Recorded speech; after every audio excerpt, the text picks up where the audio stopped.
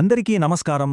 ఒకవైపు ప్రపంచాన్ని కుదిపేస్తున్న భారీ జియోపొలిటికల్ టెన్షన్స్, మరోవైపు స్థానికంగా విధానాల్లో వస్తున్న పెను మార్పులు, ఈ రెండింటి మధ్య అసలేం జరుగుతుందో ఈ రోజుటి మన విశ్లేషణలో డీకోడ్ చేద్దాం.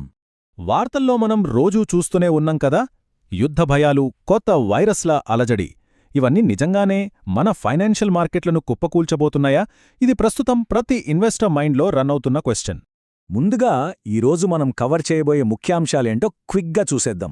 మిడిల్ ఈస్ట్లో పెరుగుతున్న టెన్షన్స్, ఆన్లైన్లో వైరల్ అవుతున్న హంటా వైరస్ రియాలిటీ, భారీగా జరుగుతున్న ఎఫ్ఐఐ సెల్లింగ్, హైదరాబాద్ రియల్ ఎస్టేట్కి తగలనున్న రేట్ హైక్ షాక్, అలాగే గోల్డ్ మరియు silver outlook. Welcome to BK Fin Telugu. ఈ అంశాలన్నింటినీ ఆధారాలతో, స్పష్టమైన గణాంకాలతో విశ్లేషించి మార్కెట్లలో అసలు తెరవెనక ఏం జరుగుతుందో తెలుసుకుందాం. Section 1, global tensions and market reality. మార్కెట్లలో తీవ్ర భయాందోళనలు సృష్టిస్తున్న ఈ అంశం గురించి ముందుగా మాట్లాడుకుందాం. అసలు స్ట్రెయిట్ ఆఫ్ హార్మూజ్ దగ్గర ఏం జరిగిందంటే, నావల్ బ్లాకేజ్తో మొదలైన ఈ గొడవ అమెరికాకి చెందిన 3 నేవీ షిప్స్పై దాడుల వరకు వెళ్ళింది. దీనికి రిటాలియేషన్గా, అంటే ప్రతీకారంగా ఇరాన్ షిప్స్ని డెస్ట్రాయ్ చేశామని అమెరికా ప్రకటించింది. అంతేకాదు, ఆ ఏరియాని మళ్లీ తమ కంట్రోల్లోకి తీసుకురావడానికి అమెరికా ప్రాజెక్ట్ ఫ్రీడమ్ పేరుతో ఒక ఆపరేషన్నే రన్ చేస్తోంది. కానీ ఇక్కడే ఒక ఆసక్తికరమైన ట్విస్ట్ ఉంది. అమెరికా దీనిని సక్సెస్ అంటుంటే, ఇరాన్ మాత్రం ప్రాజెక్ట్ ఫ్రీడమ్ కాదిది, ప్రాజెక్ట్ డిజాస్టర్ అని కౌంటర్ ఇస్తోంది.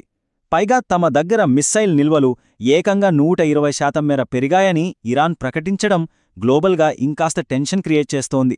ఇక్కడ రెండు వైపులా వాదనలు గమనిస్తే పరిస్థితి కాస్త సీరియస్గానే కనిపిస్తుంది కదా. ఈ జియోపొలిటికల్ ఇష్యూస్కి నేరుగా ఎఫెక్ట్ అయ్యేది క్రూడ్ ఆయిల్. ఈ ఉద్రిక్తతల వల్ల క్రూడ్ ఆయిల్ ధరలు బ్యారెల్కి ఏకంగా $110 దాటేశాయి. ఇది గ్లోబల్ ఎనర్జీ మార్కెట్లకు, ముఖ్యంగా సప్లై చైన్కి చాలా పెద్ద డేంజర్ బెల్ లాంటిది. Section 2, hanta virus, fact versus fiction. Social మీడియాలో కలకలం రేపుతున్న ఈ కొత్త భయం వెనుక ఉన్న వాస్తవాలేంటో చూద్దాం. సోషల్ మీడియా ఓపెన్ చేస్తే చాలు, హంటా వైరస్ అనేది నెక్స్ట్ కోవిడ్ లాంటి పాండెమిక్ అవ్వబోతుందని తెగ పానిక్ క్రియేట్ చేస్తున్నారు. కానీ world health organization WHO facts చూస్తే ఇది కేవలం ఎలుకల ద్వారా మాత్రమే వ్యాపిస్తుందే తప్ప మనిషి నుంచి మనిషికి స్ప్రెడ్ అయ్యే రిస్క్ అస్సలు లేదని క్లియర్గా చెప్పారు. సో ఇక్కడ భయపడాల్సిన పనే లేదు. దీని రియాలిటీ చెక్ ఏంటంటే, అర్జెంటీనా నుంచి అంటార్కిటికా వెళ్తున్న ఒక షిప్లో ఈ కేసులు బయటపడ్డాయి.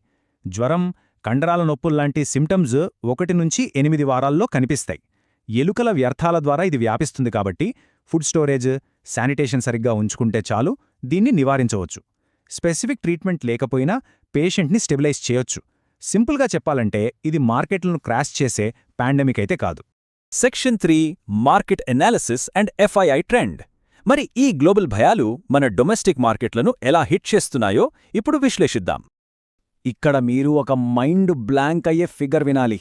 4100 కోట్ల రూపాయలు.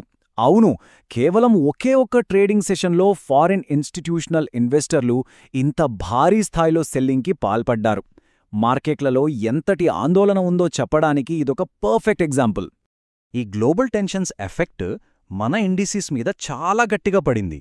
డేటా చూస్తే సెన్సెక్స్ 516 పాయింట్లు పడిపోగా నిఫ్టీ 150 పాయింట్లు క్రాష్ అయ్యింది. ఇక బ్యాంక్ నిఫ్టీ కూడా 1.31% మేర నష్టపోయింది. ఒక పక్క విదేశీ పెట్టుబడులు ఇలా భారీగా వెనక్కి వెళ్ళిపోవడం, దానికి తోడు క్రూడ్ ఆయిల్ రేట్లు ఆకాశాన్ని అంటుండటం, ఈ రెండింటి కాంబినేషన్ వల్ల మన ఇండియన్ రూపీ మీద విపరీతమైన ప్రెజర్ పడుతోంది. ఎకానమీకి ఇది నిజంగా ఒక టఫ్ సిచ్యువేషనే. Section 4, Hyderabad real estate shock. Global విషయాల నుండి ఇప్పుడు లోకల్కి వద్దాం. ఇక్కడి ఇన్వెస్టర్లకి, కొనుగోలుదారులకి ఒక భారీ షాక్ తగలనుంది. తెలంగాణ రాష్ట్రవ్యాప్తంగా, ముఖ్యంగా మన హైదరాబాద్లో గవర్నమెంట్ ల్యాండ్ వాల్యుయేషన్స్ ఏకంగా 20% నుంచి 100% వరకు ఒకేసారి పెరగబోతున్నాయి. చాలా కాలంగా రివైజ్ చేయని రేట్లను ఇప్పుడు ప్రైవేట్ మార్కెట్కి మ్యాచ్ అయ్యేలా పెంచబోతున్నారు. ఈ ల్యాండ్ రేట్ల పెంపు ఇంపాక్ట్ ఎలా ఉంటుందంటే, నేరుగా ప్రాపర్టీ రిజిస్ట్రేషన్ ఛార్జీలు అమాంతం పెరిగిపోతాయి. మే ఎండింగ్ కల్లా ఇది ఇంప్లిమెంట్ అయ్యే ఛాన్స్ ఉంది. ముఖ్యంగా వెస్టర్న్ హైదరాబాద్ మీద దీని ఫోకస్ చాలా ఎక్కువ. స్టేట్ గవర్నమెంట్కి అదనంగా ఒక 4000 కోట్ల రెవెన్యూ జనరేట్ చేయాలన్నది ఈ నిర్ణయం వెనుక ఉన్న ప్రధాన ఉద్దేశం అని స్పష్టంగా తెలుస్తోంది. Section 5, gold and silver outlook. ఈ వొలటైల్ మార్కెట్లో సేఫ్ హెవెన్ అసెట్స్ ఎలా పర్ఫామ్ చేస్తున్నాయో చూద్దాం. గోల్డ్ అండ్ సిల్వర్ మధ్య ఉన్న డిఫరెన్స్ ఇక్కడ చాలా ఇంట్రెస్టింగ్గా ఉంది.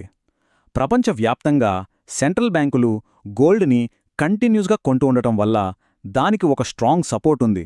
అందుకే అదొక సేఫర్ అసెట్.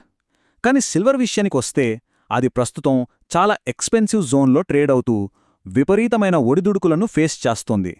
సో ఇటువంటి పరిస్థితుల్లో మన కమోడిటీ స్ట్రాటజీ ఎలా ఉండాలంటే, ఫస్ట్ మిడిల్ ఈస్ట్ టెన్షన్స్ మీద క్లారిటీ వచ్చేవరకు కొంచెం వెయిట్ చేయటం మంచిది. సెకండ్, ఇన్ఫ్లేషన్ నార్మలైజ్ అయ్యాక మార్కెట్లో మళ్లీ హిస్టారిక్ ర్యాలీలు ఎక్స్పెక్ట్ చేయొచ్చు. అండ్ థర్డ్, ఒకేసారి పెద్ద అమౌంట్ పెట్టే బదులు గోల్డ్లో మంత్లీ ఎస్ఐపి చేసుకోవటం ద్వారా ప్రైజ్ రిస్క్ని చాలా ఈజీగా బ్యాలెన్స్ చేసుకోవచ్చు. ఫైనల్గా ఒక్కసారి ఆలోచించండి. ఒకవైపు పెరుగుతున్న గ్లోబల్ టెన్షన్స్, మరోవైపు అనూహ్యంగా మారుతున్న లోకల్ పాలసీస్. ఈ రెండింటి మధ్య మన డొమెస్టిక్ పోర్ట్ఫోలియోలు తమ బలాన్ని ఎలా నిలబెట్టుకుంటాయి? ఎప్పటికప్పుడు మారుతున్న ఈ ఛాలెంజెస్ని ఫేస్ చేయడానికి మీ ఇన్వెస్ట్మెంట్ స్ట్రాటజీ ఎంత స్ట్రాంగ్గా ఉంది? ఈ అనాలిసిస్ ద్వారా మార్కెట్లోని సంక్లిష్టమైన అంశాలపై మీకొక క్లారిటీ వచ్చిందని ఆశిస్తున్నాం. మా ఈ ఎఫర్ట్స్ మీకు నచ్చినట్లయితే తప్పకుండా లైక్ చేసి మన ఛానల్ని సబ్స్క్రైబ్ చేసుకోండి. అలాగే మరింత ముఖ్యమైన మార్కెట్ ఇన్ఫర్మేషన్ ఎప్పటికప్పుడు పొందడానికి మన వాట్సాప్ మరియు టెలిగ్రామ్ ఛానల్స్ని కూడా ఫాలో అవ్వండి. Thank you.